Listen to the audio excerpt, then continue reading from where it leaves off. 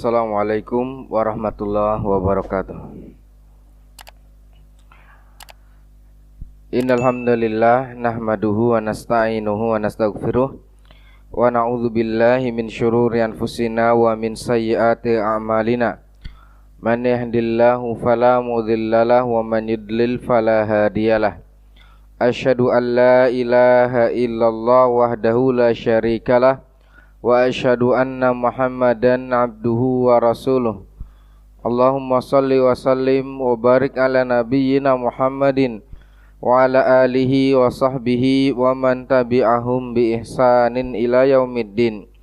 Qala Allah ta'ala fil Qur'anil Karim, ya ayyuhalladzina amanu taqullaha haqqa tuqatih wa la tamutunna illa wa antum muslimun, amma ba'du. Ma'asyiral muslimin wal muslimat, Bapak dan Ibu sekalian rahimanallahu wa iyyakum.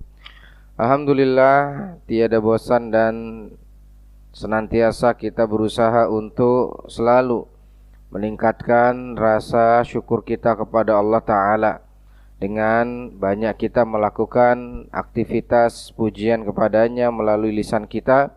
Juga di antara bentuk rasa syukur adalah dengan memanfaatkan nikmat-nikmat yang ada dalam ketaatan.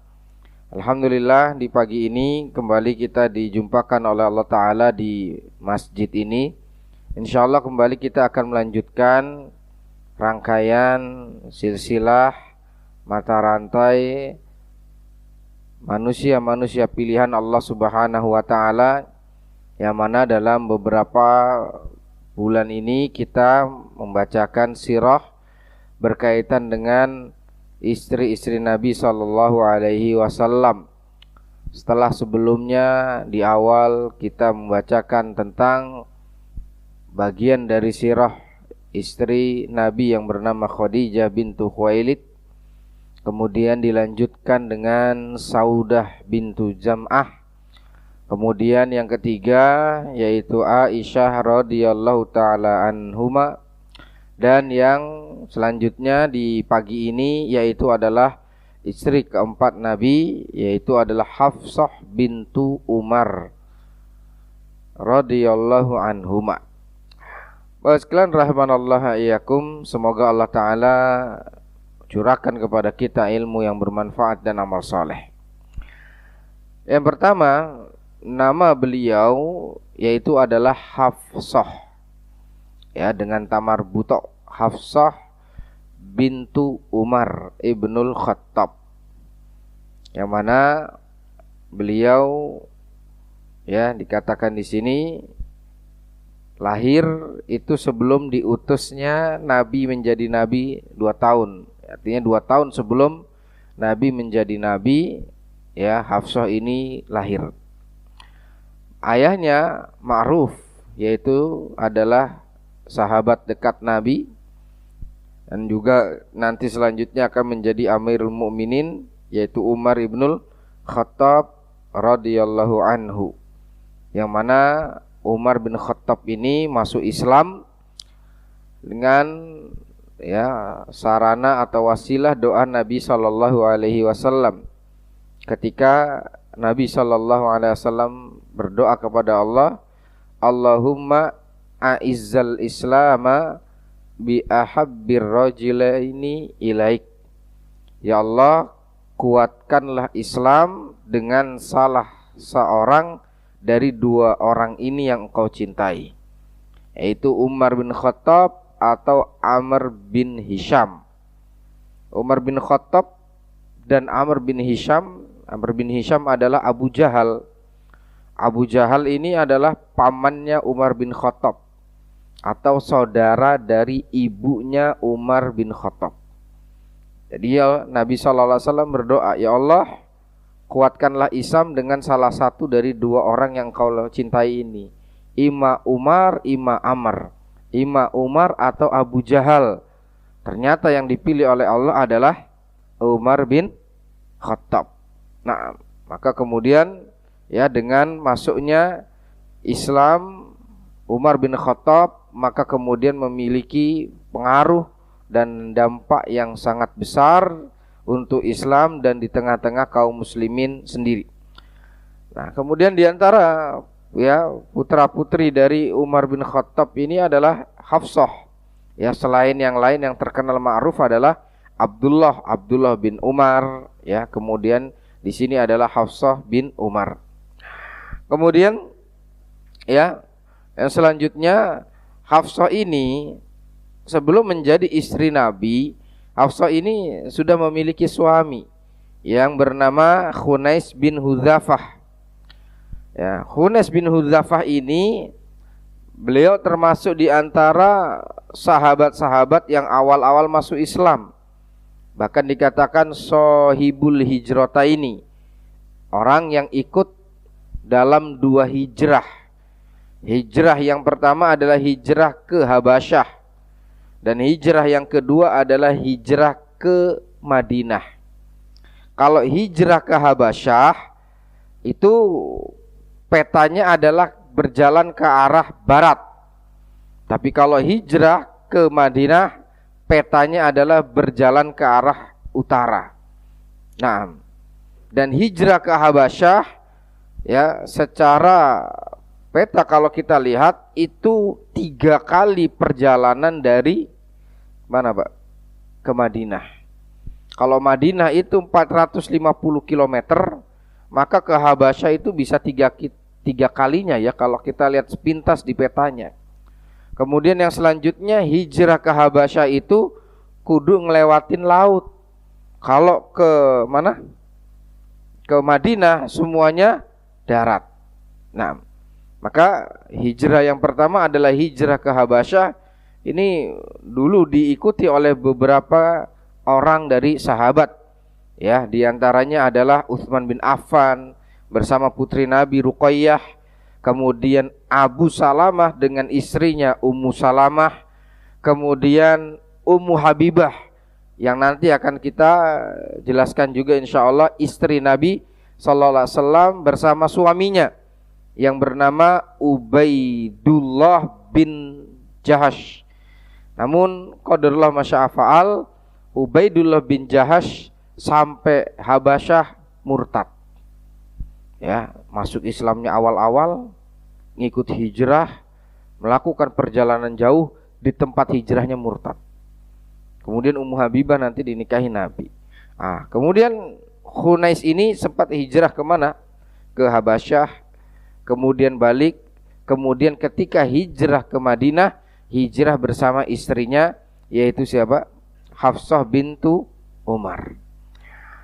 Kemudian disebutkan bahwasanya oleh Imam Ibnu Hajar, setelah tahun pertama sampai di Madinah, tahun kedua terjadilah perang Badar.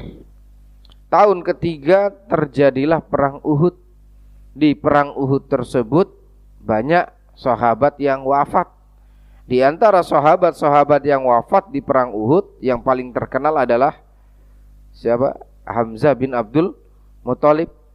Kemudian di antaranya adalah Hanzalah yang baru bulan madu, kemudian setelah itu berangkat belum sempat mandi junub. Kemudian Mus'ab bin Umair, ya. Kemudian di antaranya adalah Khunais ini. Maka disebutkan Khunais wafat di perang Uhud. Nah, kemudian setelah itu ya, beliau pun ya Hafsah sendiri ya sebagai seorang single parent atau seorang janda. Ya, dalam beberapa waktu maka Umar pun berpikir ya bagaimana putrinya ini bisa mendapatkan suami yang solih. Bagaimana reaksi yang dilakukan oleh Umar? Umar sempat menawarkan kepada Utsman, menawarkan kepada Abu Bakar As-Siddiq, ya, sebagaimana disebutkan dalam sebuah riwayat yang dikeluarkan oleh Imam Bukhari rahimahullah rahmatan wasi'ah, dikatakan dari Abdullah bin Umar. Ya, ini cerita yang mengkisahkan adalah saudara kandungnya Hafsah, yaitu Abdullah bin Umar. Hina ta'ayyamat bintuhu Hafsah, ketika anaknya yang bernama Hafsah, anaknya Umar yang bernama Hafsah ini menjadi janda, ya, laki itu Utsman, aku nemuin Utsman, Fa'aradtu alaihi Hafsah, saya tawarkan Utsman bin Affan, mau enggak nikahin putriku yang bernama Hafsah. Qultu in syi'ta ankahtuka Hafsah, kalau engkau mau Utsman, nanti saya nikahkan putriku itu kepadamu. Kemudian apa jawaban dari Utsman bin Affan? Utsman bin Affan memberikan jawaban yang kira-kiranya tidak melukai hati sahabatnya. Dia menjawab dengan mengatakan, fa'anzuru fi amri, nanti ya saya pertimbangkan dulu. Falabithu layali, kemudian setelah itu berlangsung beberapa malam. Tsumma laqitu, kemudian aku pun bertemu lagi dengan Utsman. Maka Utsman mengatakan, qad badali alla atazawwad yaumi hadza. Umar, mohon maaf, sepertinya beberapa waktu belakangan ini saya belum ada niatan untuk nikah dulu.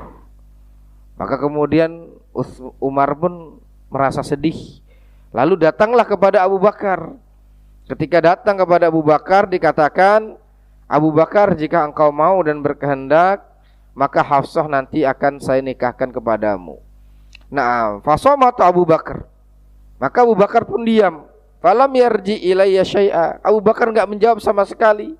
Wa kuntu alaihi aujad minni ala Utsman, dan sungguh pada saat itu saya sangat berharap kalau seandainya tawaranku itu diterima oleh Abu Bakar As-Siddiq. Nah, kemudian setelah itu berlangsung beberapa lama. Kalau Utsman tadi sempat menjawab, kalau Abu Bakar enggak jawab.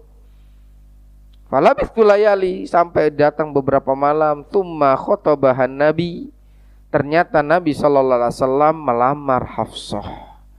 Fa ankahtuha iyyah, maka aku nikahkan Hafsah dengan Nabi sallallahu alaihi wasallam. Setelah terjadi pernikahan tersebut, datanglah Abu Bakar. Abu Bakar bilang, ya, la'allaka wajadta alayya hina aradta alayya Hafsah. Umar, mungkin kemarin waktu antum nawarin Hafsah ke ana, antum ada rasa kecewa. Ana enggak jawab sedikit pun, dan ana enggak respon sedikit pun. Ana cuma diam. Kata Umar, betul, saya sebetulnya kemarin kecewa, kamu enggak ngomong apa-apa. Kemudian kata Abu Bakar, innahu lam yamna'ni an arji'a ilaik fima aradta alayya. Sesungguhnya apa alasan dibalik itu? Kenapa aku diam dan tidak memberikan jawaban kepadamu?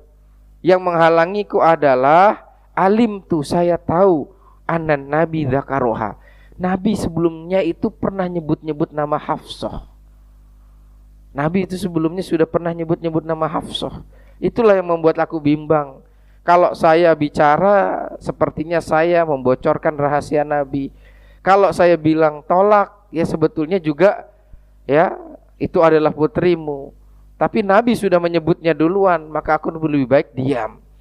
Falam akun li ufshi asirra Rasul sallallahu alaihi wasallam, dan aku tidak ingin menyebarkan rahasia Nabi sallallahu alaihi wasallam. Walau tarokahan Nabi la qabiltuha, kalau seandainya setelah itu Nabi tidak melamar, tidak nikahi Hafsah, saya akan menerima tawaranmu. Jadi penyebab siapa tadi? Abu Bakar As-Siddiq itu tidak menerima tawaran Abu Bakar adalah tidak menerima tawaran Umar adalah Abu Bakar memegang rahasia Nabi. Apa rahasianya, Pak? Ada sebentuk keinginan dan niatan dari Nabi untuk mempersunting putri dari sahabat dekatnya, yaitu Hafsah bintu Abi Bakar. Nah, dan hadis ini dibawakan oleh Imam Nawawi di dalam kitab Riyadhus Shalihin dalam bab menjaga rahasia. Nanti beberapa poin ini kita sebutkan di dalam faedah. Kemudian setelah itu Nabi SAW berumah tangga dengan siapa, Pak? Dengan Hafsah. Dan Hafsah ini dengan Aisyah itu di antara partner, Pak. Karena nanti dalam realita rumah tangga Nabi SAW, antar istri-istri tersebut ternyata ada dua kubu. Ya, kubu yang berada di dekat dengan Aisyah seperti siapa? Saudah, ya. Kemudian setelah itu adalah Hafsah. Kemudian di sisi yang lain ada Ummu Salamah. Ummu Salamah istri Nabi sallallahu alaihi wasallam yang juga tidak kalah cerdasnya. Beliau cerdas dan beliau juga berpegang teguh dengan kuat, ya, memegang aturan-aturan Allah dan Rasulnya. Semangatnya juga tinggi. Tadi Ummu Salamah yang ikut juga hijrah ke Habasyah. Ya, seperti Ummu Habibah, kemudian Juwairiyah dan lain sebagainya. Ini ada di sisi yang lain. Nah, kemudian suatu saat, ya, Allah Subhanahu wa ta'ala, Nabi sallallahu alaihi wasallam pernah menyimpan rahasia tentang pernikahan beliau atau keinginan menikahi beliau kepada Maria Kiptiyah. Kemudian ini disimpan rahasianya oleh Hafsah. Jadi Nabi cerita kepada Hafsah, Hafsah cerita kepada Aisyah. Ternyata rahasia Nabi yang disimpan di Hafsah, Hafsah ceritain kepada Aisyah. Sehingga rahasia Nabi ini diketahui oleh Aisyah juga. Nah, pada saat hal tersebut Allah Ta'ala kabarkan kepada siapa? Kabarkan kepada Nabi bahwasanya, ya, rahasia engkau tadi ada sedikit bocor, ya, ke dua istri tadi. Maka kemudian Allah Subhanahu wa ta'ala, ya, menurunkan ayat di surat At-Tahrim ayat ketiga dan keempat. Wa idh asarron nabiyyu ila ba'di azwajihi haditha falamma nabba'at bihi wa adharahu Allah alaihi arrafa ba'dahu wa a'rada an ba'd falamma nabba'aha bihi qalat man anbaka ahadha qala nabba'aniyal alimul khabir. Idh asarrat, ketika Nabi sallallahu alaihi wasallam menyampaikan rahasianya ke sebagian istrinya, yaitu adalah siapa? Hafsah. Falamma nabba'at bihi, lalu Hafsah ceritakan rahasia itu kepada Aisyah. Wa adharahu alaihi, lalu Allah kasih tahu kepada Nabi kalau rahasia itu ada bocor. Falamma nabba'aha bihi, ketika Nabi cerita rahasia itu kepada Hafsah, Hafsah pun kaget. Man ambaka ahadha, wahai Nabi Allah, dari mana engkau tahu kalau saya cerita rahasia itu kepada Aisyah? Qala nabba'aniyal alimul khabir. Ya, sesungguhnya apa? Bahwasanya Allah Ta'ala lah yang memberikan info itu kepadaku. In tatuba ilallah faqad sagat qulubukuma. Kalau seandainya kalian berdua bertaubat kepada Allah, maka hati kalian telah lapang. Maka di sini sebagian para ulama menyebutkan, atau beberapa para ulama menyebutkan ini titik dikaitkan. Setelah itu nanti, ya, setelah berjalan beberapa lama disebutkan bahwasanya, ya, ada kejadian antara Hafsah dengan siapa, Pak? Dengan Nabi. Namun sebelum saya sampaikan itu, ya, saya akan sampaikan dulu hikmah di balik pernikahan Hafsah dengan Nabi. Seperti kita sebutkan di awal, kenapa Nabi SAW memiliki istri lebih dari satu atau di atas 4 atau banyak? Ya, di awal kita kasih muqaddimah, ada tujuan-tujuan tertentu, ada hikmah-hikmah tertentu yang ingin dilakukan oleh Nabi. Satu, pada saat Nabi SAW menikahi Khadijah, ya, memang Nabi belum menjadi Nabi. Pada saat Nabi SAW menikahi Saudah, Saudah ini adalah lebih tua dari Nabi. Namun Saudah adalah di antara wanita-wanita yang awal-awal masuk Islam. Ketika usianya sudah senja, lalu kemudian menjanda, Nabi menjaga perasaan dan keimanan beberapa wanita-wanita yang awal-awal masuk Islam ini yang kemudian menjanda. Oleh sebab itu, di antara istri Nabi yang di antara as-sabiqunal awwalun, di antara orang-orang yang masuk Islam pertama, dinikahi menjadi istri ketika mereka janda. 1. Saudah. 2. Ummu Salamah. 3. Yaitu Ummu Habibah.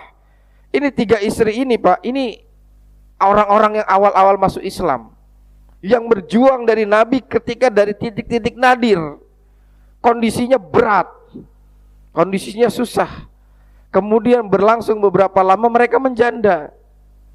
Maka untuk menjaga keimanan, kekuatan akidah, Nabi sallallahu alaihi wasallam ya menjadikan mereka masuk di dalam ke rumah tangga Nabi sallallahu alaihi wasallam. Kemudian yang ketiga, tujuannya adalah untuk menyambung tali kekerabatan dengan beberapa sahabat, terutama Khulafaur Rasyidin 4. Abu Bakar menikah dengan Aisyah putri Nabi. Umar, ya, Hafsah dinikahi Nabi. Utsman, 2 anak Nabi dinikahkan oleh Utsman.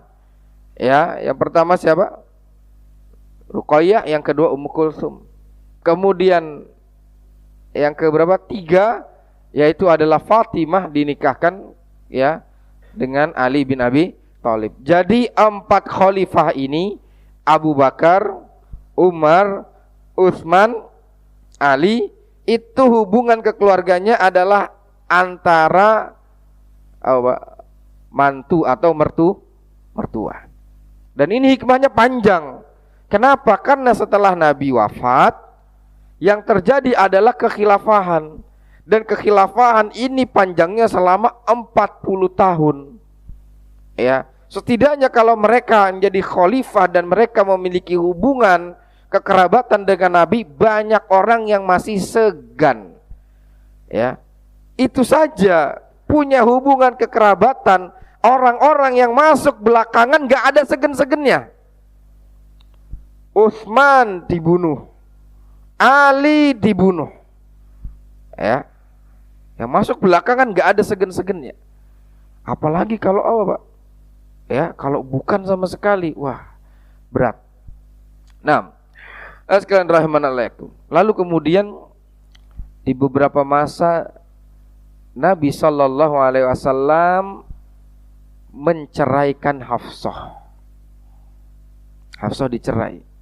Ya, sebagaimana disebutkan di dalam hadis dikeluarkan oleh Imam Abu Daud di dalam sunannya, Al-Imam An-Nasa'i di dalam sunannya, ya, kemudian Imam Ad-Darimi, Imam Ibnu Majah, Abu Ya'la, Al-Hakim, Baihaqi dan yang lainnya, bahwasanya Nabi sallallahu alaihi wasallam kana talaqa Hafsah, Nabi menceraikan Hafsah. Pertanyaannya, apa penyebab Nabi menceraikan Hafsah? Nah, disebutkan ada 2 penafsiran di kalangan ulama. Penafsiran pertama, dari redaksi-redaksi yang disebutkan tidak dijelaskan Nabi apa sebabnya menceraikan Hafsah. Yang kedua, tetapi banyak para ulama mengkaitkan ya diceraikannya Hafsah dengan kejadian yang tadi. Apa, Pak? Cerita rahasia tadi. Sampai Allah turunin ayat. Ya, sampai Allah turunin ayat yang dibaca sampai hari kiamat. Dan yang kedua, sampai Allah sebutkan intatuba, kalau kalian berdua taubat. Berarti termasuk jenis kemaksiatan. Baik. Kemudian pada saat Nabi sallallahu alaihi wasallam menceraikan Hafsah, lalu fanazala Jibril, malaikat Jibril turun datang kepada Nabi. Ya, sebagaimana disebutkan dalam riwayat Abu Dawud, Nasa'i, Ibnu Majah, Ahmad, Abu Ya'la, Ibnu Hibban, Al-Hakim, Tabrani dan yang lainnya. Nabi dikatakan malaikat Jibril turun kepada Nabi. Apa pesan malaikat Jibril? Innallaha, sesungguhnya Allah ya'muruka, memerintahkan engkau wahai Nabi Muhammad, anturaji'a Hafsah, untuk engkau rujuk kepada Hafsah rahmatan li Umar, sebagai bentuk kasih sayang kepada Umar. Innaha sawwamah qawwamah, sesungguhnya yang namanya Hafsah itu orang yang ahli puasa. Qawwamah, orang yang ahli qiyamul lail.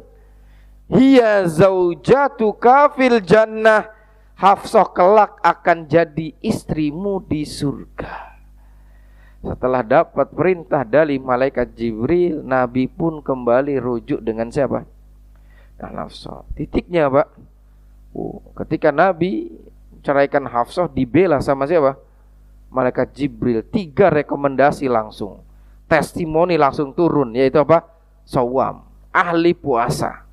Yang kedua, ahli qiyamul lail. Yang ketiga apa? Istri di surga. Maka dikatakan Al-Albani di dalam silsilah Ahadits Shahihah disebutkan apa faedah dari poin ini?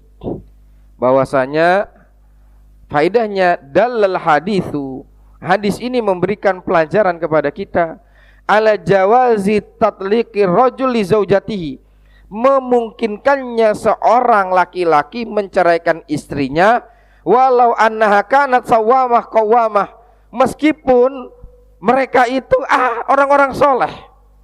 Jadi berpotensi juga dalam rumah tangga orang soleh itu terjadi apa, Pak? Perpisahan. Seperti siapa? Antara Nabi dengan Hafsah. Nah, karena memang terkadang ada kaitan dengan urusan personal, urusan pribadi, urusan karakter dan lain sebagainya macamnya. Walau annaha kanat sawamah qawamah, la yakunu dzalika bitobatil hal illa li adami tamayuziha wa tatawu'iha ma'ahu qad yakunu hunaka umurun dakhiliyatun. Terkadang dalam rumah tangga ada urusan internal la yumkinu li ghairihi malittila 'alaiha, yang mana urusan internal ini orang luar gak tahu apa yang hakikatnya terjadi. Ya, jadi ini poin. Kadang ada tokoh agama, orang alim, ya, apalagi yang sifatnya nasional, kemudian terjadi hal-hal intrik di antara keluarga mereka, terjadi perpisahan, langsung netizen se-Indonesia geruduk. Ya, seakan-akan mereka orang maksum. Enggak. Ya, kalau seandainya terjadi dalam rumah tangga orang yang soleh itu kebaikan, maka itu kebaikan dari Allah. Kalau seandainya terjadi seperti itu ujian. Ya, dan itu sesuatu yang manusiawi tadi dikatakan. Dan apa yang menyebabkan hal tersebut? Umurun dakhiliyah, urusan internal, kita nggak tahu apa yang hakikatnya terjadi. Seperti pendapat ulama yang pertama tadi, nggak tahu kita yang terjadi, apa yang terjadi antara Hafsah dengan Nabi. Tapi perceraian itu tempat terjadi. Lalu datanglah malaikat Jibril untuk membela dan menusuk apa, Pak? Menyuruh apa, rujuk kembali. Nah, Allah Ta'ala alam bisawab. Kemudian sekalian rahimanallah iyyakum, apa bentuk ya dari bentuk dari ibadah ya yang disebutkan oleh para ulama berkaitan dengan Hafsah bintu Abi Bakar. Dikatakan bahwasanya Hafsah bintu Umar, jazakallahu khair. Dikatakan dari Nafi. Nafi ini muridnya siapa? Muridnya Ibnu Umar. Jadi kan Hafsah punya saudara namanya Abdullah bin Umar. Abdullah bin Umar punya murid namanya Nafi. Nafi punya murid namanya Imam Malik. Imam Malik punya murid namanya Imam Syafi'i. Ini 4 ini adalah silsilah mata rantai guru murid level emas. Ini seperti ini. Nah, Nafi cerita karena dia adalah murid dari saudaranya Hafsah. Qalat ma matat Hafsah hatta matuftir. Bahwasanya tidaklah Hafsah meninggal kecuali jarang sekali dia berbuka. Menunjukkan apa, Pak? Seringnya Hafsah itu apa, Pak? Berpuasa. Kemudian dikatakan Hafsah Umar ba'da mauti ila Hafsah wa Hafsah ila Abdullah bin Umar bima ausa bihi ilaihi ma Umar bi sadaqatin tasaddaqat biha bimalin wa wafaqathu bil ghabah. bahwasanya Umar pernah ngasih wasiat kepada Hafsah. Hafsah lalu mewasiatkan kepada Abdullah bin Umar. Apa bentuk wasiatnya? Ya, bahwasanya ada sejumlah harta yang harus nanti ditunaikan untuk disedekahkan di jalan Allah. Kemudian dikatakan, dakhala Umar bin Khattab ala Hafsah. Umar pernah masuk ke rumahnya Hafsah. Faqadimat ilaihi maraqan baridan wa khubzan. Ya, kemudian Hafsah menghidangkan lauk yang sudah dingin dan kemudian roti dan kemudian dituangin kemudian beberapa minyak. Kemudian fi ina'in wahidin. Kata Umar, la adzuquhu hatta alqallah. Ya, kemudian dikatakan bahwasanya saya enggak kepengen untuk mencicipi makanan tersebut sampai kemudian bertemu dengan Allah. Falaqad kharajat ummul mukminin mi baiti abiha Umar Az-Zahid ila baitun nubuwah wa ma adraka ma baitun nubuwah. Dan di dalam rumah tangga Nabi sallallahu alaihi wasallam Hafsah memiliki kezuhudan yang luar biasa. Kemarin sempat kita sebutkan kan Pak bagaimana rumahnya Hafsah. Rumahnya Hafsah itu ada di sebelah mana Pak? Kalau sebelah sini itu mimbar Masjid Nabawi, sebelah sana itu rumahnya Aisyah maka rumahnya Hafsah sebelah sini. Di Masjid Nabawi ada sebuah kisah, namun kisah ini sebagian mengingkari kisah tersebut. Bahwasanya ketika masa perluasan Masjid Nabawi, karena di sana rumahnya Hafsah itu dulu pesan. Hafsah pesan ketika terjadi perluasan, maka kemudian terkenalah tuh rumahnya Hafsah sama rumahnya Aisyah. Akhirnya rumahnya Hafsah mundur. Ketika rumahnya Hafsah mundur, kemudian Hafsah pesan satu hal. Apa pesannya? Kalau rumah saya dimundurin, terkena perluasan, saya minta satu kotak lobang. Yang mana satu kotak lobang ini tetap terbiarkan bisa menatap langsung Masjid Nabawi, area masjid dalamnya. Supaya saya tetap ingat Masjid Nabawi dan supaya saya tetap bisa melihat aura orang-orang yang sholat di Masjid Nabawi. Taib. Maka kemudian wasiat dari Hafsah itu informasinya terus dijaga oleh pemerintah setempat. Sampai pernah ada ustadz yang mengatakan bahwasanya ruangan itu sampai hari ini ada dan tidak ada orang yang bisa masuk ke tempat itu kecuali dua. Satu, imam Masjid Nabawi. Yang dua, jenazah yang mau disolati. Kata beliau, kalau mau nyampe ke ruangan itu, jadilah salah satu di antara dua titik orang tersebut. Kalau nggak jadi siapa? Kalau nggak jadi imam Masjid Nabawinya, ya jadi. Cuman saya masih meng-cross check informasi tersebut. Beberapa tokoh-tokoh di sana mengingkari info tersebut. Namun wallahu ta'ala bisawab. Kalau ngelihat di beberapa tempat di sisi-sisi Masjid Nabawi itu ada pintu-pintu yang senantiasa dijaga. Yaitu apa Pak? Salah satunya adalah wasiat Nabi, boleh semua pintu ditutup kecuali satu, pintu Abu Bakar. Makanya di sebelah mana Pak? Sebelah kanan Masjid Nabawi itu kan ada pintu Abu Bakar. Itu pintu sampai hari kiamat gak ditutup. Masjid yang lain pintunya mungkin ditutup, pintu itu gak pernah ditutup karena wasiat Nabi. Pintu yang lain boleh buka ditutup, tapi pintu Abu Bakar jangan ditutup. Itu kan ada pintu Jibril, pintu Salam, pintu Abu Bakar itu di sebelah kanan itu. Nah, itu. Maka ketika seorang berada di Masjid Nabawi, kalau mau membaca sirah Nabi di situ banyak. Karena Madinah hakikatnya itu adalah Masjid Nabawi sekarang hakikatnya adalah Madinah tempo dulu. Jadi Madinah tempo dulu itu ya Masjid Nabawi itu sekarang. Nah, Allah Ta'ala misal. Lalu kemudian Nabi SAW minta kepada Hafsah untuk belajar nulis. belajar nulis. Sampai Nabi SAW mendatangkan seorang dari Yaman untuk ngajarin Hafsah menulis. Dan menulis ini salah satu dari 2 sumber ilmu. Yang pertama baca. Makanya di 5 ayat pertama surat apa Pak? Iqra bismi rabbikal ladzi khalaq, khalaqal insana min 'alaq. Ya, Iqra wa rabbukal akram. Alladzi 'allama bil qalam. Yang mengajarkanmu dengan apa? Pena. Berarti ketika seorang tersebut ingin menjaga keimanan, di antaranya adalah dengan membaca dan menulis. Apa faedah menulis? Tadi 1, ya, menjaga ilmu. Menjaga ilmu. Kemudian yang kedua, bahwasanya yang namanya menulis itu bisa menjadi tebusan nyawa.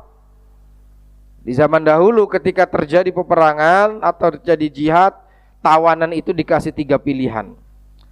Ada yang mereka karena kedengkian dan permusuhan dengan Islam luar biasa, ketika mereka ditawan mereka dibunuh. Atau yang kedua, mereka dijadikan budak. Dan yang ketiga ada dibebaskan.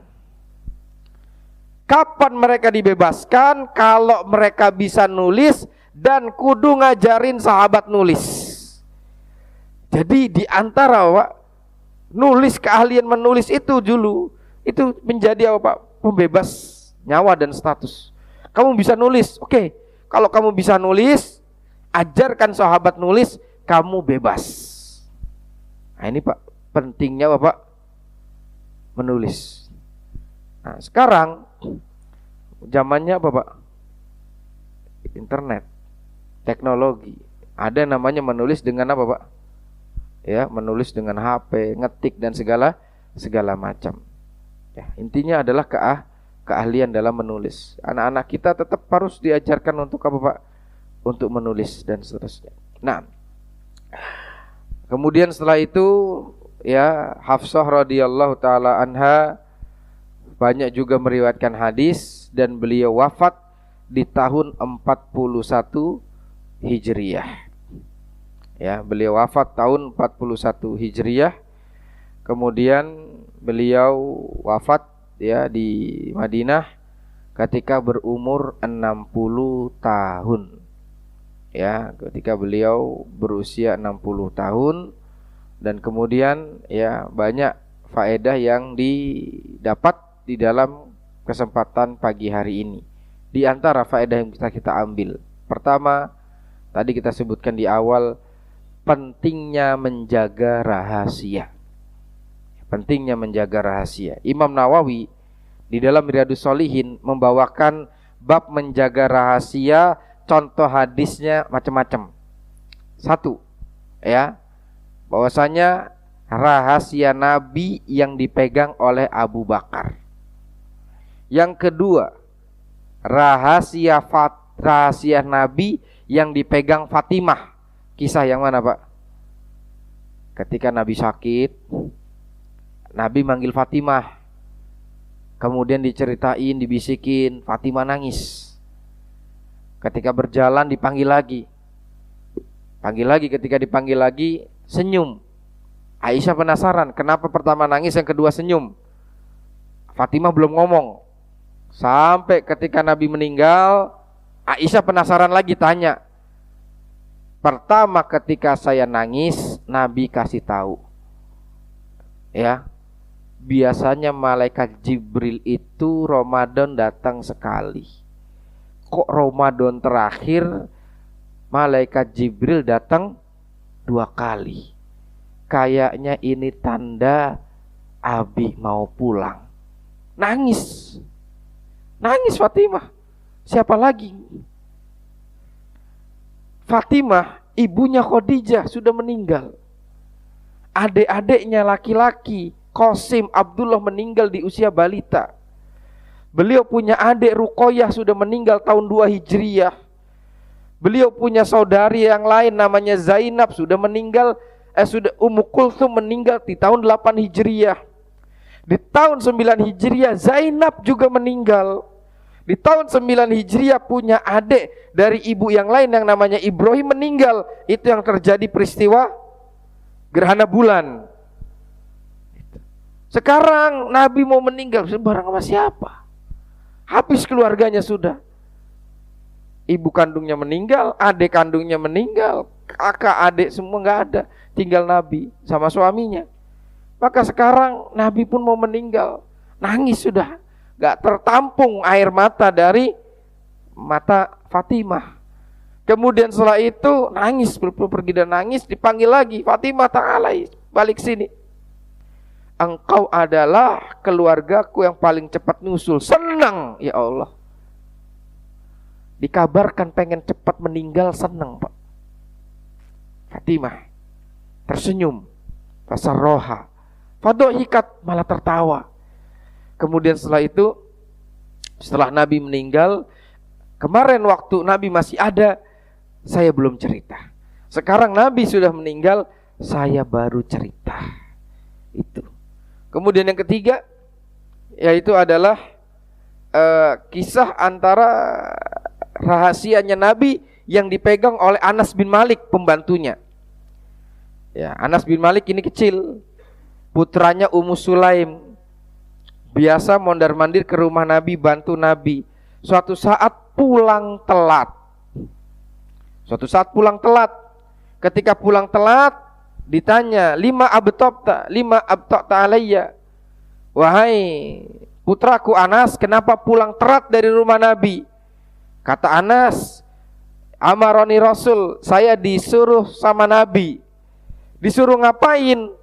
Innaha sirrur Rasul. Nggak boleh, itu rahasia Nabi. Saya nggak mau cerita rahasia Nabi. Nabi bilang jangan ngomong, ya saya nggak mau ngomong. Meskipun kepada ibunya sendiri. Ibunya juga bagus, bukan ngelitikin Allah gitu doang sama emak. Ya, kalau suami istri Allah gitu doang, cukup tahu ya. Kalau bilang udah cukup tahu. Ibunya justru ini lagi, idzan la tukhbiron nabi sirri Rasul. Kalau gitu jangan kasih tahu rahasianya Nabi sama sekali. Ibunya bagus. Nah, anaknya bilang jangan kasih tahu, saya tidak mau cerita rahasia Nabi. Ibunya nguatin, betul, lakukan, jaga, jangan cerita. Gak kepo. Nah, orang yang kepo dengan rahasia orang disebutkan oleh Nabi SAW, manistama'a ila hadithi qaumin wahum lahu karihun. Siapa orang yang pengen tahu ila hadithi qaumin, omongan seseorang antar beberapa kaum wahum karihun, mereka enggak suka kalau omongannya didengar orang banyak, subba fi udhunaihil anuk yaumal qiyamah, kupingnya nanti akan disiramin timah panas di hari kiamat. Ini satu, ditujukan kepada orang yang nguping. Kalau misalnya ada, nah kalau ada pembicaraan rahasia, nguping. Atau yang kedua, orang yang pengen ngebongkar rahasia dari seseorang bukan tujuan untuk kemaslahatan. Kalau untuk tujuan kemaslahatan maka itu masyru'. Contoh, ada pelaku kriminalitas, ini pelaku, ada bosnya, ada gengnya. Ditanya sama pihak berwenang, gak boleh, itu rahasia. Nabi SAW bersabda, udah kayak gitu bersabda, bikin kriminalitas gak pakai ayat, gak pakai hadis, misalnya gitu. Nah ya, ini dampak yang pertama. Apa tadi Pak? Telinganya disiram timah panas. Kemudian yang kedua, ya, bahwasanya seorang tersebut rahasianya justru akan disebar di hari kiamat. Inna min asyarrin nas indallah manzilatan yaumal qiyamah ar-rajul yufdi ila mar'ah wa tufdi ilaihi thumma yansyuru sirraha. Di antara manusia terburuk di hari kiamat adalah ketika suami datangin istrinya, istrinya datangin suaminya, kemudian hari itu mulutnya nggak bisa jaga omongan. Diceritakan ya hubungan internal antara keduanya ke mana Pak? Ke teman-temannya. Hal yang tidak layak. Katakan, nah, ini adalah ya di antara seburuk-buruk manusia di hari kiamat. Jadi poin pertama tentang rahasia, satu, menjaga rahasia itu amanah. Termasuk menjaga rahasia adalah satu, menjaga rahasia keluarga. Dua, menjaga rahasia tempat kerja. Atau yang ketiga, menjaga rahasia putusan rapat. Itu nggak boleh. Disebutkan dalam hadis, inna lil majalis amanah. Sesungguhnya di dalam majelis itu ada amanah. Jadi kalau misalnya kita ada rapat internal dalam satu direksi, ini berkaitan dengan nama baik perusahaan dan lain sebagainya, strategi-strategi, nggak boleh yang ada di situ kemudian apa Pak? Nyeritakan kepada orang lain. Karena amanah. Jadi menjaga rahasia itu adalah satu apa? Amanah. Yang kedua, membocorkan rahasia termasuk dosa besar. Sampai tadi Allah menurunkan ayat menurut pendapat kedua. Ketika Nabi menyimpan rahasianya pada Hafsah, Hafsah cerita kepada Aisyah, turun ayat, in tatuba, kalau seandainya kalian berdua taubat. Ini yang pertama. Yang kedua adalah bahwasanya menjaga rahasia itu adalah amanah. Yang ketiga, larangan untuk kepo terhadap rahasia orang, kuping atau berusaha untuk ngorek-ngorek. Diceritakan sudah, tidak diceritakan ya sudah. Seperti itu. Jangan maksa. Diceritakan sudah. Karena dua-duanya rugi. Yang mencari informasi rugi diciramin timah, yang menceritakan juga rugi, nanti dapat efek yang besar di hari kiamat. Kemudian yang keberapa Pak? Yang keempat, yaitu adalah pilih-pilihlah tempat untuk menyimpan rahasia. Karena disebutkan dalam pepatah Arab, sirruka asiruka fa inna taqta bihi sirta asirahu. Sesungguhnya rahasiamu adalah tawananmu. Kemanapun kamu ceritakan rahasiamu, kamu akan menjadi tawanan bagi dia. Kalau kita punya rahasia sama orang A, rahasia kita ceritain, maka secara tidak sadar kita akan tertawan di orang itu.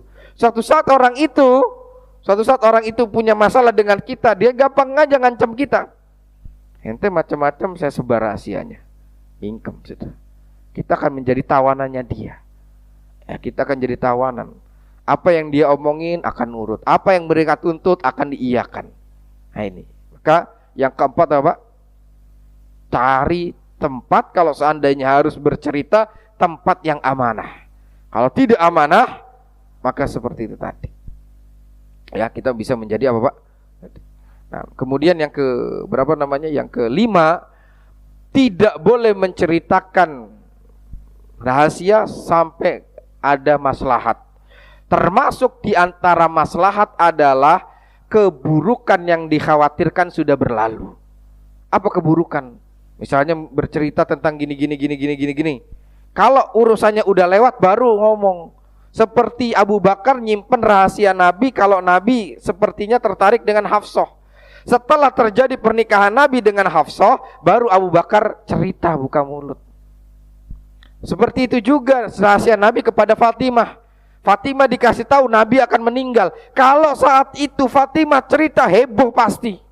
Satu Madinah heboh, Nabi bentar lagi mau meninggal. Nah, baik. Dijaga sama Fatimah, diem. Ketika Nabi sudah meninggal, baru kemudian Fatimah buka suara. Itu loh yang kemarin seperti itu. Ketika ada terjadi sesuatu, mohon maaf kalau misalnya bisnisnya mau mohon maaf ya, kalau kondisinya buruk, wah, udah diem aja dulu. Sampai seandainya sudah terjadi, blek, baru orang itu bisa ngomong. Jangan kemudian menceritakan sesuatu yang buruk di depan. Bukan termasuk dari metodenya Nabi menakut-nakuti orang.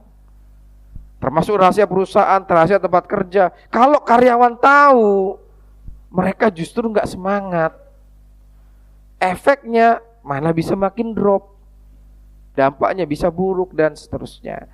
Sekalian rahimallahikum, yang terakhir yang keenam adalah kalau ada orang menyimpan rahasia, dukung, berikan kekuatan mereka untuk tetap menjaga rahasia tersebut. Dan yang paling terakhir, man satara musliman satarullah yaumal qiyamah. Siapa yang menutup aib, menyimpan rahasia seorang, Allah akan tutup aibnya, rahasianya di hari kiamat. Semoga Allah Subhanahu wa taala memberikan taufik kepada kita sekalian untuk bisa mengambil faedah dari kisah-kisah istri-istri Nabi sallallahu alaihi wasallam ini. Nah, Allah taala bisa.